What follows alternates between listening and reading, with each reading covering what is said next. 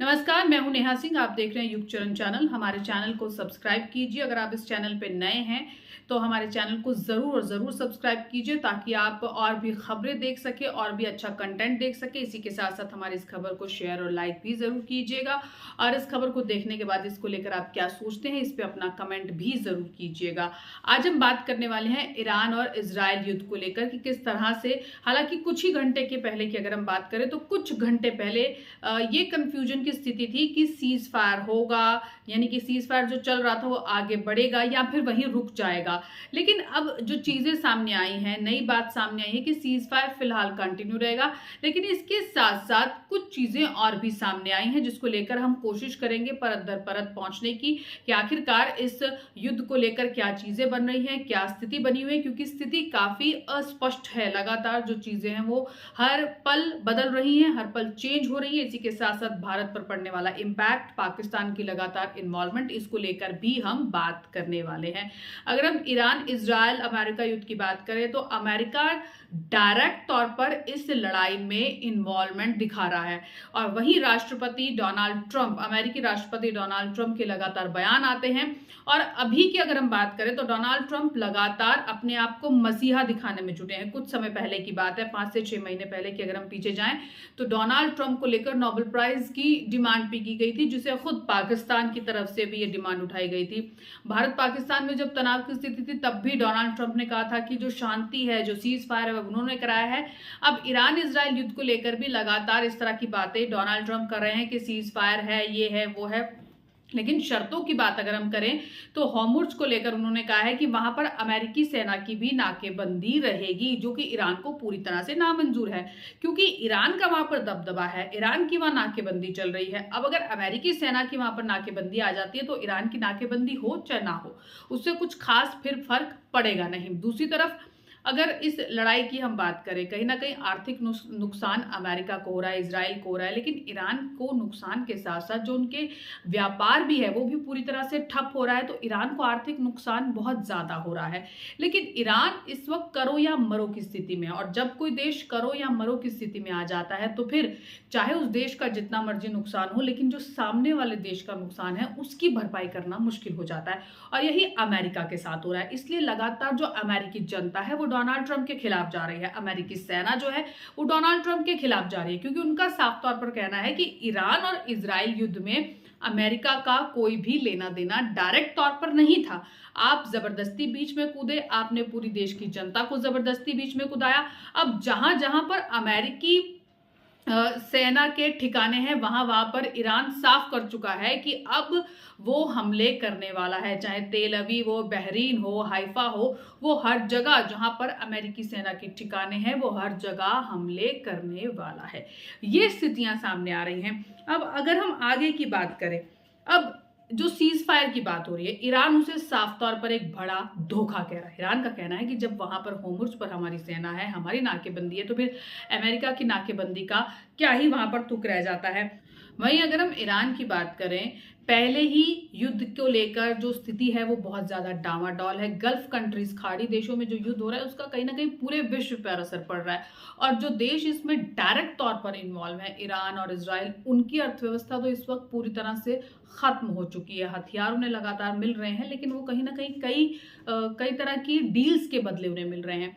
और जब अगर अमेरिका ब्लॉकेड कर देता है, यानी कि नाकेबंदी कर देता है होर्मुज़ पर उनके ईरान के सैनिकों के बाद भी, तो फिर कहीं ना कहीं जो एक उनके पास एक जरिया है पैसे कमाने का वो भी बंद हो जाता है। तो इसीलिए ईरान ने इसे साफ तौर पर धोखा कहा है।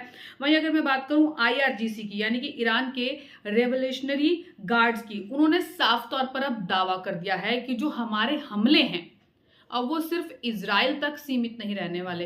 तेल अवीव, बहरीन, हाइफा, यहां तक जहां जहां पर अमेरिकी सेना के ठिकाने हैं वहां वहां पर हमारे हमले होने वाले हैं।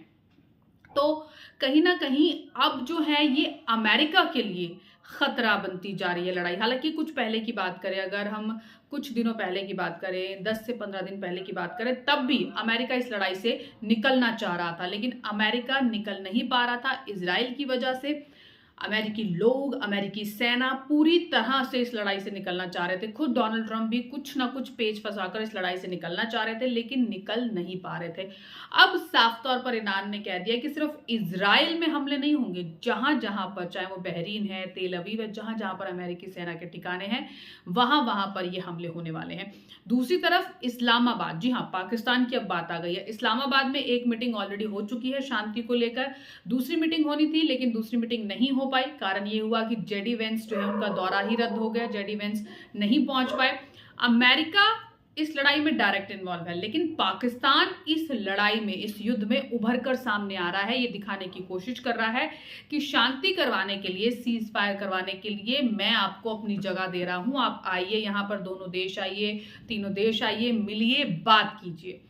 इस तरह से पाकिस्तान एमर्ज होकर आ रहा है। लगातार बात हो रही थी कि इस तरह की चीजें भारत भी कर सकता था, लेकिन भारत इसलिए नहीं कर पाया क्योंकि भारत कहीं ना कहीं अपना वेस्ट प्रेम हर जगह दिखा देता है। डोनाल्ड ट्रंप के साथ जिस तरह से अमेरिका को लेकर जो भारत के रिश्ते इस गवर्नमेंट के दौरान सामने आए हैं, और इस युद्ध के दौरान पहले इजराइल को एक सपोर्ट हल्का सा दिखा था भारत का, उसके बाद हालांकि ईरान की तरफ भी उन्होंने अपनी बात रखी थी।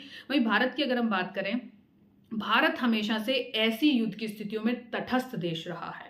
भारत ने किसी भी एक तरफ का साथ नहीं दिया, लेकिन इस बीच एक खबरें जिस तरह की सामने आ रही थी, तो वो ये आ रही थी कि कहीं ना कहीं वेस्ट प्रेम के चलते इजराइल की तरफ जो है भारत का झुकाव बढ़ रहा है।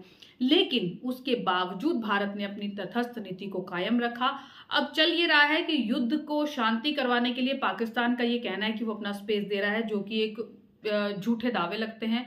हंसी आती है ऐसे दावों पर, पाकिस्तान जैसा देश जब ऐसी बात करता है। दूसरी तरफ भारत में साउथ कोरिया के प्रेसिडेंट आते हैं। साउथ कोरिया की अगर मैं बात करूं, साउथ कोरिया एक ऐसा देश है जो कि विकसित देश है, शांति प्रिय देश है। हालांकि जिस तरह से भारत पाकिस्तान के रिश्ते हैं, वैसे ही साउथ कोरिया नॉर्थ कोरिया के रिश्ते हैं। इसके बावजूद साउथ कोरिया जो है, अगर नॉर्थ कोरिया से कंपैरिजन किया जाए तो बहुत आगे है, डेवलप्ड कंट्री है। और जब इस लड़ाई की हम बात करें, अमेरिका इसमें डायरेक्ट इन्वॉल्व है, चाइना और रूस इसमें इनडायरेक्ट इन्वॉल्व है। विश्व की 3 बड़ी शक्तियां इसमें इन्वॉल्व हैं। और अगर इस युद्ध में आपको शांत रहना है, तटस्थ रहना है, तो फिर ऐसे देशों को अपने साथ करना होगा जो कि डेवलप्ड हैं और शांति प्रिय हैं। तो साउथ कोरिया से बड़ा ऑप्शन कोई नहीं हो सकता। खुद प्रधानमंत्री नरेंद्र मोदी ने जब प्रेसिडेंट से बात की, उन्होंने साउथ कोरियन कल्चर की उन्होंने बहुत ज़्यादा तारीफ की। उन्होंने बताया कि किस तरह से जो भारत का यूथ है वो के ड्रामास को पसंद कर रहा है। वहाँ पर एक बैंड काफ़ी फेमस है, BTS, उसको लेकर भी उन्होंने बोला कि किस तरह से चीज़ें हो रही हैं। और अगर आप अपने मतलब जेनजी हैं, 20 से 25 साल की उम्र के हैं, तो यकीनन आपने कोई ना कोई के ड्रामा ज़रूर देखा होगा। तो वो एक उन्होंने रिश्ता बनाने की कोशिश की, एक पहल दिखाने की कोशिश की। तो ये भारत कर रहा है। अब इम्पैक्ट की अगर हम बात करें, लगातार तेल के दाम बढ़ रहे हैं, नो डाउट। अगर ये युद्ध और चलता है तो तेल के दामों के अलावा आर्थिक मंदी भी आएगी, और ये आर्थिक मंदी सिर्फ और सिर्फ भारत या 1-2 देशों पर नहीं आने वाली, ये पूरे विश्व पर आने वाली है।